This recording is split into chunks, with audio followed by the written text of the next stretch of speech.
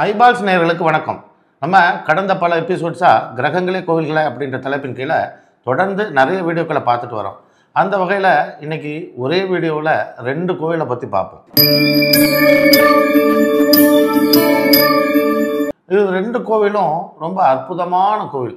கிரகங்களே இறைவனாக மாறி நமக்கு நேராக அருள் பாவிக்கக்கூடிய இடம் இந்த இடம். இந்த இடம் எங்கே இருக்குன்னா, சென்னையிலேருந்து திருத்தணி போகிற வழியில் திருவாலங்காடு அப்படின்னு ஒரு ஊர் இருக்குது. சிவபெருமான் நடராஜமூர்த்தியாக நடனம் புரிகிறதுல மொத்தம் 5 சபைகளில் உண்டு. அந்த 5 சபையில் ரத்தன சபை அப்படின்னு சொல்லக்கூடிய இடம் இந்த திருவாலங்காடில் தான் உண்டு. இந்த திருவாலங்காடில் இருக்கக்கூடிய இறைவனை வடாரண்யேஸ்வரர் அப்படின்னு சொல்லி அழைக்கிறோம். இந்த கோயிலில் ஈஸ்வரனாகவும் நடராஜனாகவும் அவர் அந்த இடத்துல அருள் பாவிக்கிறார். இங்கே ஒரு வரலாறும் உண்டு, அதாவது புராணத்தில் இது ஒரு கதையாகவும் உண்டு. இங்கே காளிக்கும் இவருக்கும் போட்டி வந்ததாக, யார் சிறப்பாக இந்த 18 வகையான நடனங்களை யார் ஆடுறா அப்படின்றத பார்க்கலாம் அப்படின்னு சொல்லிட்டு இவங்க 2 பேரும் நடனம் ஆடுறாங்களாம். காளியும் அவருக்கு ஈக்குவலாக நடனம் ஆடுறதாக சொல்லப்படுது. அப்போது ஒரு கட்டத்தில் இவருக்கு காலில் இருக்கக்கூடிய அந்த ஒரு வளையத்தை எடுத்து அவருடைய தலையில் அவர் காலாலேயே சூடிக்கிறார். அப்போது காளி என்ன சொல்கிறாங்களாம், இது என்னால் முடியாது, இதோட நீங்கள் ஜெயிச்சதாக எடுத்துக்கங்கன்னு சொல்லி அவங்க இது பண்ணிட்டாங்களாம். அப்போது ஈசன் என்ன சொன்னாராம், நீ நடனம் எனக்கு சரிக்கு சரியாக நடனம் புரிஞ்சதுனால உன்னை வழிபாடு பண்ணிவிட்டு அதுக்கப்புறம் இவங்க என்ன வழிபாடு பண்ணுறவங்களுக்கு சகல சித்திகளையும் நான் அருள்வேன் அப்படின்னு சொல்லி அவர் சொன்னதாக புராணங்களில் சொல்லப்படுது. ஆனால் இந்த 2 இறைவனும் மகா சக்தி வாய்ந்த ஒரு இறைவன். இங்கே இருக்கக்கூடிய காளி பத்ரகாளி அம்மனா அந்த இடத்துல ஆட்சி புரிகிறார். பத்ரகாளி என்ன கிரகங்கள் அப்படின்றது பார்க்கணும் இல்லையா? இங்கே காளி தான் ராகு அப்படிங்கிறது எல்லாருக்கும் தெரியும். பத்ரகாளிங்கிறது செவ்வாய் ராகுவை குறிக்கக்கூடிய ஒரு இறைவன் தான். இப்போது ஒரு உக்ரமாக இருக்கக்கூடிய காளி எதுவுமே செவ்வாயும் ராகுமாக தான் உங்களுக்கு வரும். இப்போது இந்த இறைவனை போய் வழிபாடு பண்ணால் என்னத்துக்கு இது உதவியாக இருக்கும் அப்படின்றது பார்த்தோம்னா, இந்த ராகு இந்த செவ்வாய் 2 கிரகங்களும் அரசியலுக்கு முக்கியமான 4 கிரகங்களில் இந்த 2 கிரகங்களும் அதிமுக்கியம். இப்போது அரசியலில் போட்டி போட போகிறோம், ஒரு எலெக்ஷன் வருது அப்படின்னா இந்த கோயிலில் போய் வழிபாடு பண்ணிட்டு வர்றது மிகவும் முக்கியமான ஒரு அம்சம். மேலும் அதே இடத்துல இருக்கக்கூடிய சிவன் இருக்கிறார் இல்லையா, அங்கே சூரியனாகவும் புதனாகவும் இருக்கிறதுனால தான் அவர் நடராஜனாக அந்த இடத்துல உட்கார முடியுது. இதற்கும் ஒரு காரணம் உண்டு. இந்த அரசியல் சார்ந்த விஷயங்களில் வெற்றி, அரசு சார்ந்த விஷயங்களில் வெற்றி, இது எல்லாத்துக்குமே சூரியன் ரொம்ப அவசியன்றது இந்த ஜோதிடம் படித்த பயிலுகின்ற எல்லாருக்குமே தெரியும்.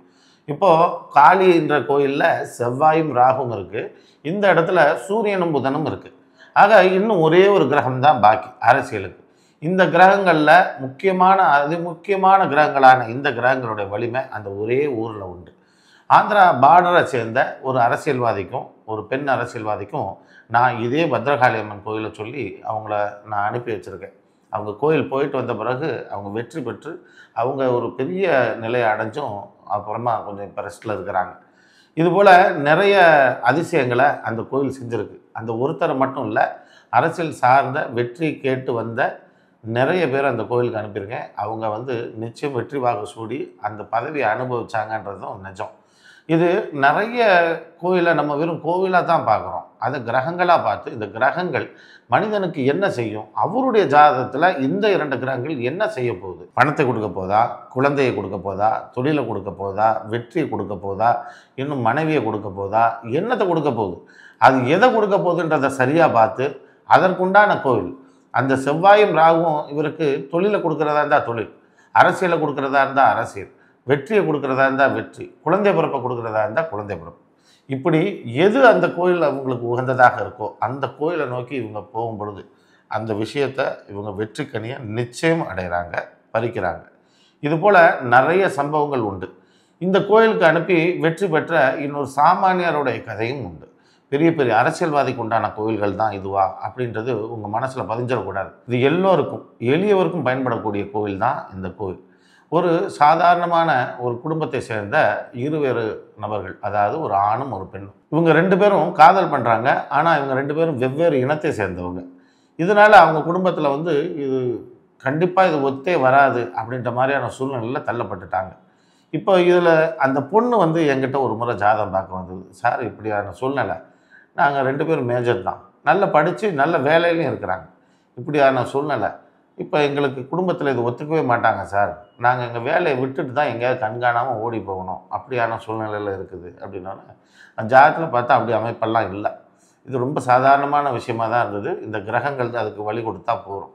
அப்போது செவ்வாயும் ராகுவும் அந்த பொண்ணுக்கு திருமணத்தை தரக்கூடிய ஒரு விஷயமா இருந்தது. இந்த பையனுடைய பேரும் அந்த பெண்ணுடைய ஜாதகத்தில் ரொம்ப ஆப்டாக மேட்ச் ஆகிருந்தது. அப்போ இந்த பையன்தான் இந்த பெண்ணுடைய கணவர்ன்றதும் நம்ம இந்த வகையிலையும் உறுதிப்படுத்தியாச்சு. சரி, அப்போ அதுக்குண்டான வழியை பார்ப்போமே அப்படின்னு சொல்லிட்டு இந்த கோவிலுக்கு இந்த பொண்ணையும் பையனையும் முடிஞ்சால் ஒன்றா போங்க, இல்லை தனித்தனியாக வெவ்வேறு நாளில் கூட போய் பார்த்துட்டு வாங்க, அதுக்கப்புறம் உங்களுக்கு நடக்கிற அதிசயத்தை பாருங்கள் அப்படின்னு சொல்லியிருந்தேன். இவங்க 2 பேரும் அந்த கோயிலுக்கு போகிறாங்க. அந்த கோயில் தரிசனம் பண்ணி முடித்தாங்க. பண்ணி முடிச்சிட்ட பிறகு இந்த பெண்ணை பெற்றவருடைய அப்பா இருக்கார் இல்லையா, அவர் தான் ரொம்ப முரண்டு பிடிச்சிக்கிட்டு இருந்தவர்.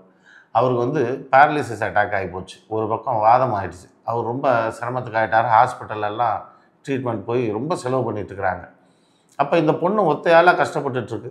அதெல்லாம் அவர் பார்க்குறாரு. வேலைக்கும் போக முடியாமல் இந்த பொண்ணு கஷ்டப்படுதே அப்படின்ற மாதிரி சூழ்நிலை வந்தோடனே அவருக்கே மனசு இலகி போயிருக்கிறாரு. ஏம்மா நீ ஒரு பையனை சொன்னியே, அந்த பையனை நான் பார்க்க முடியுமா அப்படின்னு கேட்கவும், உடனே இந்த பொண்ணு உடனே சரிப்பா நான் அவரை வர சொல்கிறேன் அப்படின்னா இங்கே ஆஸ்பத்திரிக்கே வர சொல்லுன்னு சொல்லிட்டார்.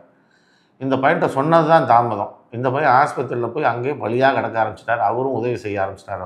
அவருக்கு ரொம்ப சந்தோஷமாகி போச்சு. வெளியே வந்த பிறகு அந்த பையன் குடும்பத்தையும் கூப்பிட்டு அழைச்சி பேசி அவங்களுடைய திருமணம் ரொம்ப அற்புதமாக விமர்சையாக நடந்ததாக அந்த பொண்ணு பின்னாடி வந்து சொன்னாங்க. அந்த கோயில் போயிட்டு வந்துட்டு ஒரு மாதம் 1.5 மாதத்துக்குள்ளேயே இவ்வளோ ஒரு மாற்றங்கள். அந்த சாமி வந்து செஞ்சுதா, இல்லை இயற்கை வேறு வகையில் வந்து அவங்களுக்கு செஞ்சுதா, ஏதோ ஒன்று. ஆனால் கிரகங்கள் தான் இந்த இறைவன் மூலமாக அவங்களுக்கு செஞ்சுதுன்றது தான் எங்களுடைய நம்பிக்கை. இதுபோல் நிறைய அதிசயமான விஷயங்கள் இருக்குது. சின்ன சின்ன கோயில் நமக்கு நிறைய அற்புதங்களை தர்றதுக்கு இன்றைக்கும் காத்துக்கிட்டு இருக்கு. அடுத்தடுத்த நிகழ்ச்சியில் ஒவ்வொரு கோயிலாக பார்ப்போம். அது வரைக்கும் நன்றி, வணக்கம்.